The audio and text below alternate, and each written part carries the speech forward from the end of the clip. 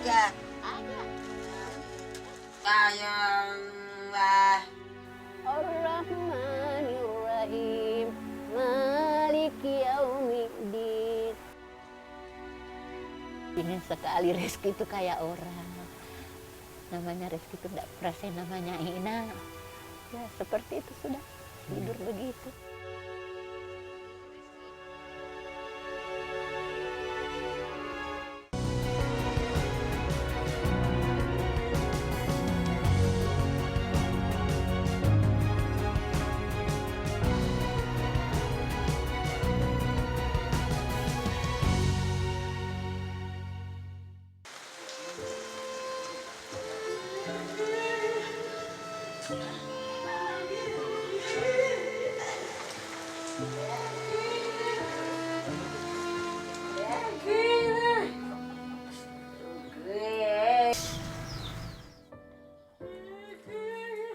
Suara racauan Reski memecah keheningan pagi. Sayanglah. Reski, assalamualaikum Reski nak. Reski, udah tidur Reski? Seperti biasa, Nurmiah datang membersihkan kamar yang berbau karena lagi-lagi anaknya buang air sembarangan. Iya,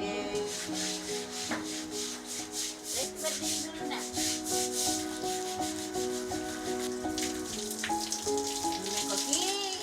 Muhammad Reski memang sudah berusia 27 tahun. Namun lelaki itu belum bisa mengurusi dirinya sendiri, termasuk untuk urusan mandi.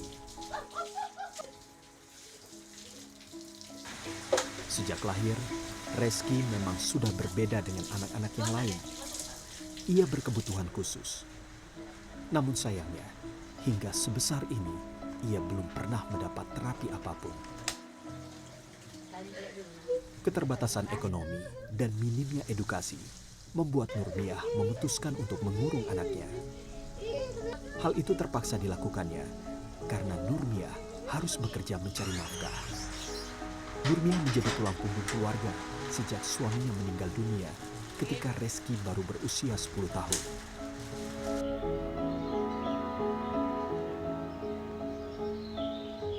Cobaan demi cobaan dialami keluarga ini. 8 tahun yang lalu, rumah peninggalan orang tua Nurmiah roboh. Dan sejak saat itu, Nurmiah dan Reski menumpang di kolong rumah panggung kerabatnya. Kondisinya juga jauh dari kata nyaman. Rumah ini bertahap juga rusaknya. Nah, mau diapain? Jadi ini rumah begitu-begitu dari hari ke hari tambah parah. Hari, minggu, tahun. Nenek laki sudah duluan meninggal. Jadi tinggal ibu. Ya ibu itu sudah tua nak, tidak bisa juga berusaha. Nah, pas saya juga di perantauan, bapaknya sudah duluan juga pergi. Sementara saya dipanggil pulang aja nak, sama-sama kita karena tidak ada saya temani. Begitu rumah saya tempati, nenek sakit. Ya, nenek sakit. Timbul pikiran, Pak, kalau saya kok begini, tidak usah rumah dulu dipikirin, dibaikin yang hari-hari ini, yang keluar masuk di perut ini. Jadi saya, ya beginilah, berusaha demi berusaha. Kalau kemarin nenek itu apa nak? Sabar mak. Insya Allah kita diberikan panjang umur, rezeki itu ada aja. Kita itu dikasih hidup Tuhan, tetap dikasih rezeki, cuma rezekinya pas-pasan karena memang dasarnya begini. Maaf nak ya, dasarnya begini.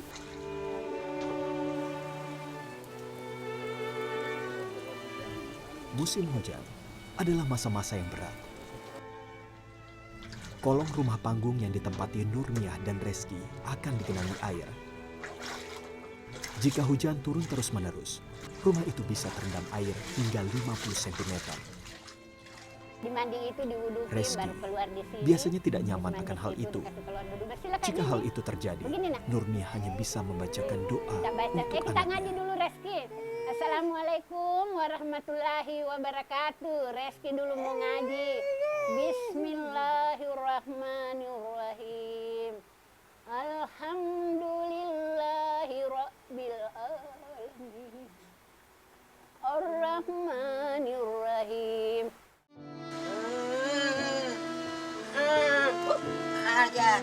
Jadi Rizky ini kan sering pukul-pukul dinding, berteriak-teriak dan lain sebagainya toh. Nah, jadi kita sebagai tetangga ini sebenarnya merasa ganggu tidak terganggu. Tapi ya karena kita prihatin melihat kondisi dia, jadi menangis.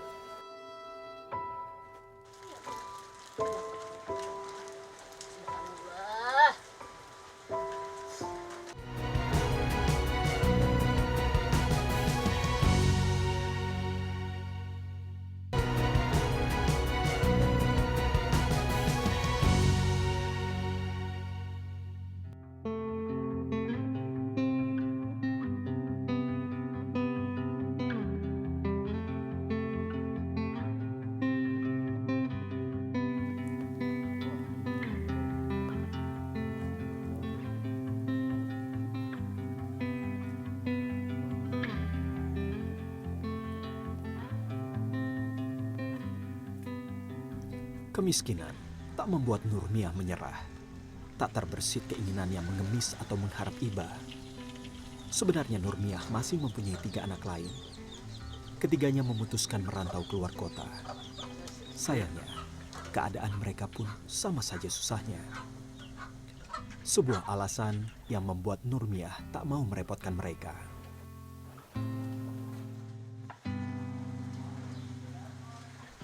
Untuk hidup sehari-hari, Nurmiah berjualan nasi kuning. Ia juga membuka warung jajanan anak-anak yang ternyata lebih sering dihabiskan oleh Reski. Biasanya, selesai mengurus Reski, Nurmiah akan ke pasar, berbelanja kebutuhan untuk berjualan nasi kuning.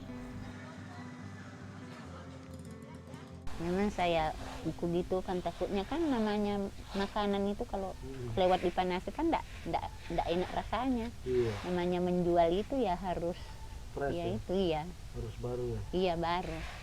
Kita kan nanti pelanggannya apa gitu. 2 liter itu habis. Biasa juga kalau ya tergantung rezekinya. Ini.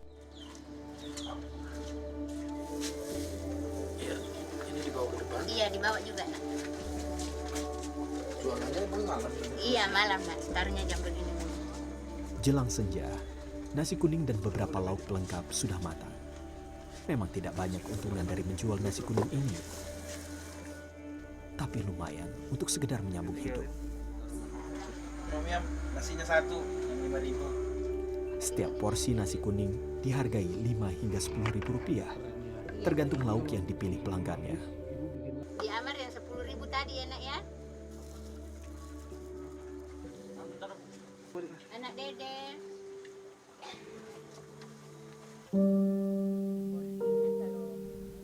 Sebenarnya, apa yang dialami Nurmiah dan Reski diketahui tetangga sekitarnya. Namun mereka juga tak bisa berbuat banyak karena kondisi ekonomi mereka pun pas-pasan. Yang bisa mereka lakukan adalah memaklumi kondisi Reski. Jadi Rizky ini kan sering pukul-pukul dinding, berteriak-teriak dan lain sebagainya toh. Nah, jadi kita sebagai tetangga ini sebenarnya merasa ganggu tidak terganggu. Tapi ya karena kita prihatin melihat kondisi dia, jadi menangis. Prihatin melihat kondisi dia. Si Rizky ini kalaupun ditempatkan di tempat lain, dia tidak diterima. Karena dia sering tengah malam, hampir 24 jam itu anak itu tidak pernah diam.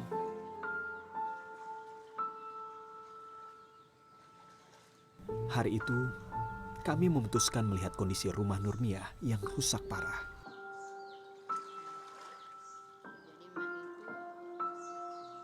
Kami juga mengajak seorang tukang bangunan untuk mengetahui apakah masih ada bagian rumah yang bisa diselamatkan. Tadi kita udah lihat-lihat apa kondisinya, udah ukur-ukur.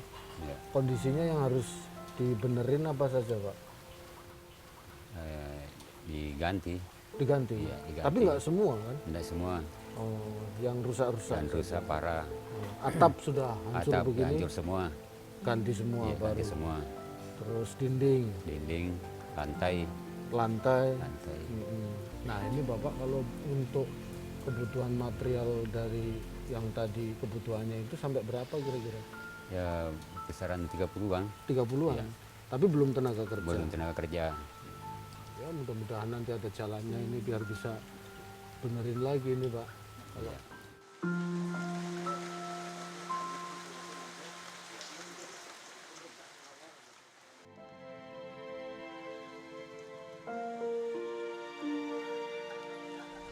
ini sebelumnya udah pernah diajak jalan belum Bu?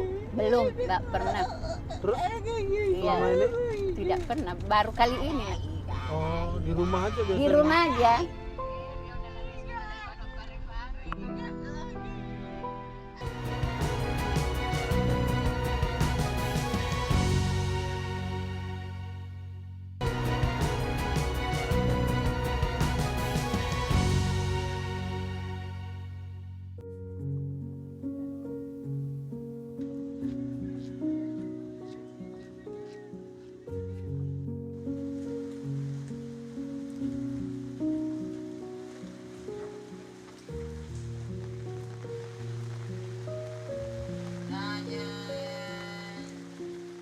Setiap saat, suara racauan Reski selalu menggema di kamarnya yang berdinding lempengan baja ringan. Nurmiah terpaksa mengurung anaknya karena ia takut Reski kabur. supaya Reski tidak kemana. Rezeki lagi. Beberapa kali Reski pernah hilang gara-gara Nurmiah lupa mengunci kamar. Dengan mengurung Reski, Nurmiah juga bisa bergerak lebih leluasa untuk bekerja.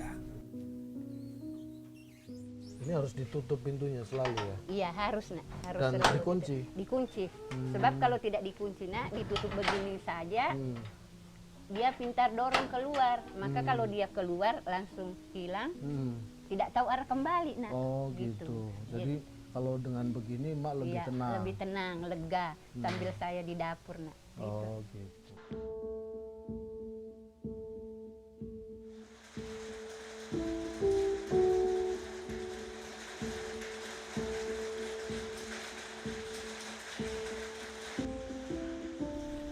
Karena hingga saat ini, tidak ada yang tahu apa penyakit yang diderita Reski. Kami memutuskan meminta dokter dari Puskesmas Palandro, Kecamatan Malusetasi, untuk berkunjung.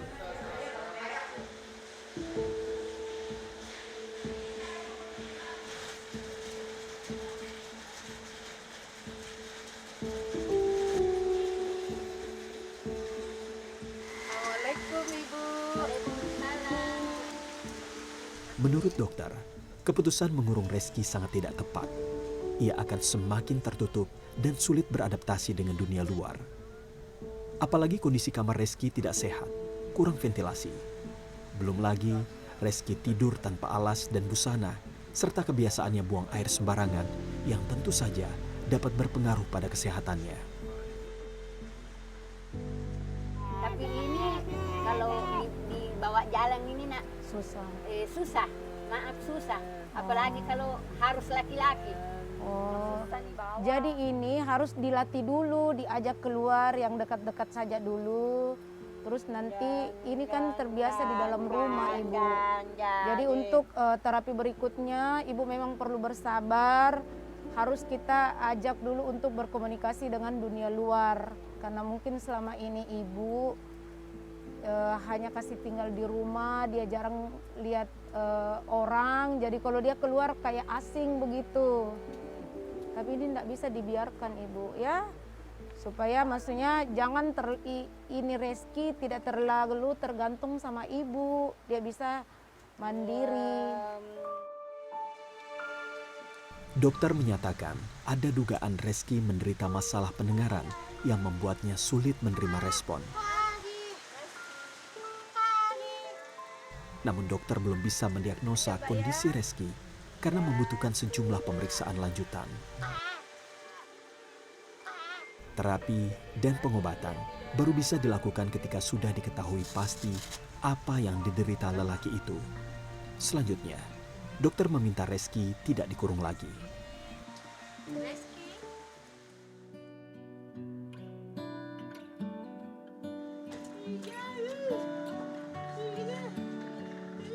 Melihat kondisi kamar Reski, kami memutuskan membelikan kasur medis. Dengan kasur ini, setidaknya Reski tak harus tidur di lantai yang dingin. Kami ajak Reski berjalan-jalan ke kota Parepare sambil mencari kasur. Pria itu benar-benar kegirangan. Mungkin ini kali pertama ia keluar rumah sejauh itu.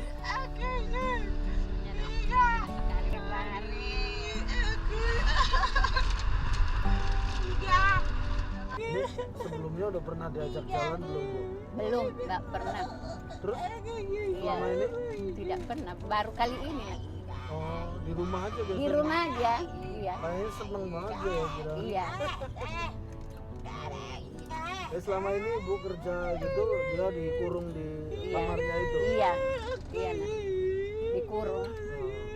Kenapa dikurung biar aman gitu? Iya, biar aman karena emak itu kerja setengah 8, jam 5 sore baru pulang. Gitu. Jadi dengan begitu dia nggak kemana-mana. Iya, enggak kemana-mana. Sementara saya kan orang dua di rumah.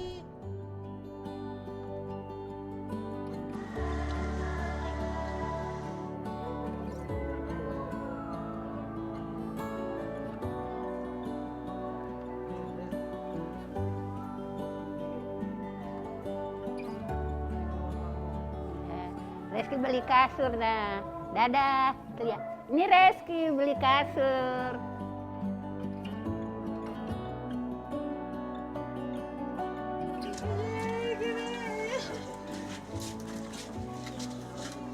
Teriakan Reski kembali menggema ketika kasur yang kami beli akhirnya datang.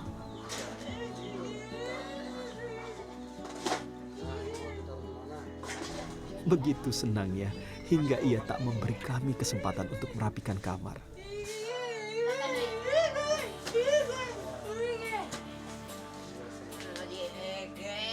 Dokter memang menyarankan Reski menggunakan kasur medis karena lebih awet dan tahan air sehingga mudah dibersihkan.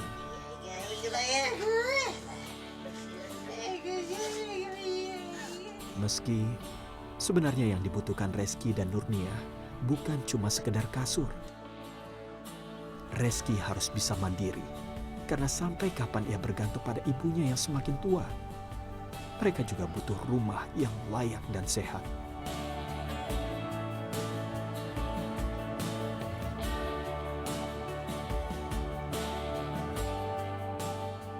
Nurmia tahu ia tidak bisa selamanya merawat Reski. Namun keterbatasannya membuat Nurmia tak bisa berpikir panjang. Buatnya yang penting Reski bisa makan dan hidup lebih panjang.